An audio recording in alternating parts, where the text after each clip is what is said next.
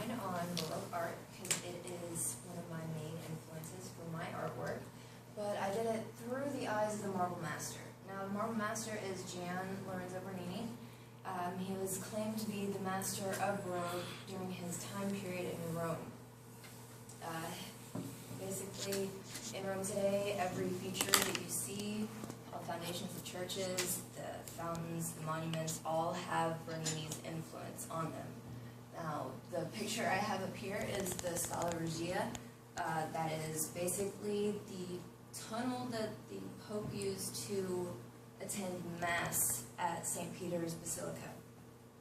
He redid it in order to lighten up the place. You can see the two light spots, one in the middle, one in the end, are what Bernini added, because originally it was basically a long, dark cave of a tunnel with 100 steps where you had no idea where you were stepping in the first place.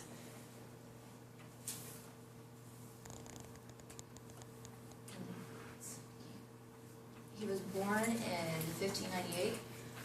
He studied under his father, who was a Florentine sculptor, and then moved to Rome when he was 8. His major breakthrough was portrait busts. That's what he started with before moving on to architecture.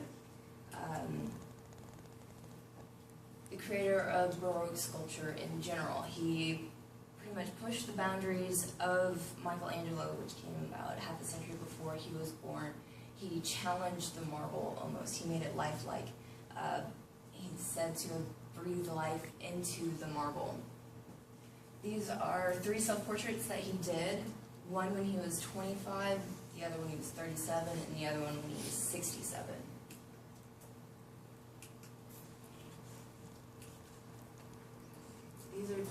This is Louis XIV, one of his more profound busts that he's done. He actually did it on a trip to France in 1665. On that trip, he insulted France by claiming that Italy's art was best, and they're pretty much saying that if France's leading sculptor and artist of the time had been in Rome, the art would have been better.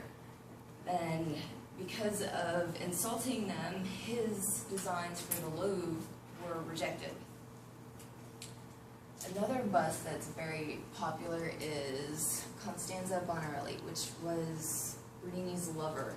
She was the wife of one of his personal assistants that helped with sculpting, and this is the first piece that has been known to not be commissioned. Basically, it was used simply for personal pleasure and gain.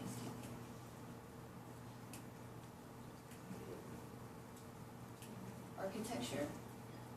We're back to St. Peter's Basilica. This is the Baldacchino, which is basically a giant canopy over the tomb of the Pope. It's 4 stories tall and was built in between 1624 and 1633. This is a close-up of one of the bases. As you can see, the person on the very far left, it's quite the significant difference between the human and 4 stories.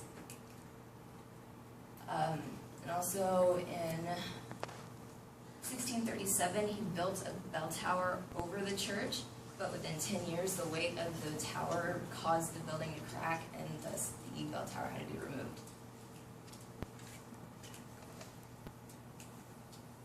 This is the Triton Fountain. It was built between 1642 and 1643. This is his first official commissioned public fountain. And of the time period, the fountains were usually more geometric.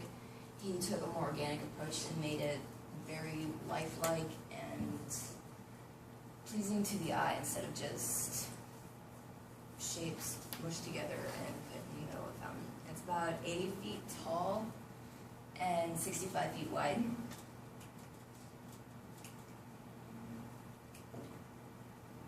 This is the Four Rivers Fountain. It's approximately 115 feet tall. This is the most spectacular fountain. It involves 4 figures on each of the corners representing the 4 major rivers of the world: the Nile, Danube, Ufiji's and the Rio de la Plata. And he was the original designer of the Trevi Fountain. However, his commissioner of the time died in 1644, therefore his designs were put on hold for 60 years until Nicolas Flavie came and redid the fountain based off of Bernini's original designs. His other major area is sculpture. Now, you've all heard of Michelangelo's David. This is Bernini's version. It's about 5 feet, 7 inches tall. It was a piece of 3. There's, that was built for Cardinal Borghese. This is one of them. He did this in his early to mid-20s. It's about the biblical David throwing the stone at Goliath and vanquishing him. The next piece of the project for Cardinal Borghese is the Apollo and Daphne. Basically, Daphne is a nymph who can't love anybody. Apollo falls in love with her, and therefore, to sacrifice herself, she turns into a tree. And it's approximately 8 feet tall, and also it replaced another piece that Borghese actually gave away to somebody else. The final piece of the 3 is the Rape of Proserpina. He completed this when he was 23 years old.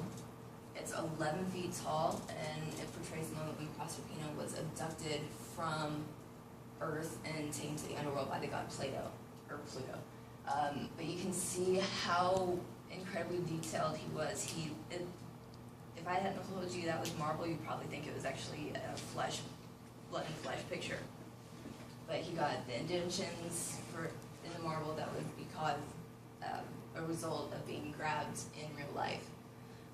He died at 81 in 1680. His marble works show an unparalleled virtuosity in carving the material, which was the details mainly seen in bronze sculptures at the time. What he did on marble was usually seen on bronze. Bernini shaped Rome as we know it today.